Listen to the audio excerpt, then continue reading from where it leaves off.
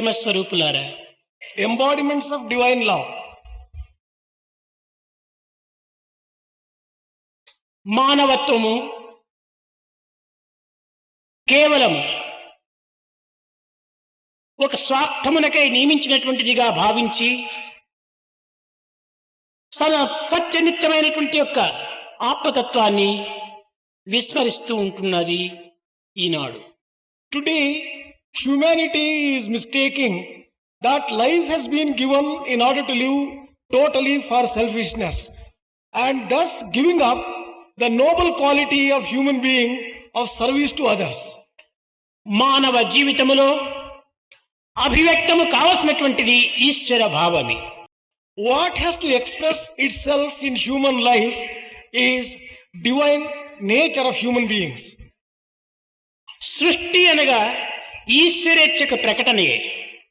Creation is only an expression of the will of God. కనుకనే దీనికి ప్రకృతి అని పేరు పెట్టారు. That is why it has been given the name Prakruti. ఈ ప్రకృతి నుండి ఆవిర్భవించినటువంటి ప్రతి ప్రాణి యందు కూడాను ఈశ్వర స్వభావమే ఉండాలి, ఉండి తీరాలి.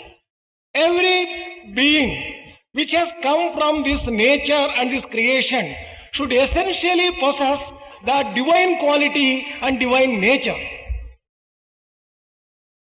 ఇట్టి ప్రాకృత ఈశ్వరతత్వాన్ని ప్రకటింపచేయ నిమిత్తమై మూర్తీభవించినటువంటి వాడే మానవుడు. Man is the very embodiment of this kind of idea manifesting itself as an expression of the divine nature and divine humanity. ప్రకృతి చైతన్యము వ్యర్థమైనటువంటిది కాదు. Consciousness as found in nature is not without purpose. అహంకారపరమైనప్పుడు వికృతియు, ఆత్మపరమైనప్పుడు సుకృతియును పొందుతున్నది. When consciousness is associated with ego, it becomes crooked. When it is associated with Atma, it becomes divine.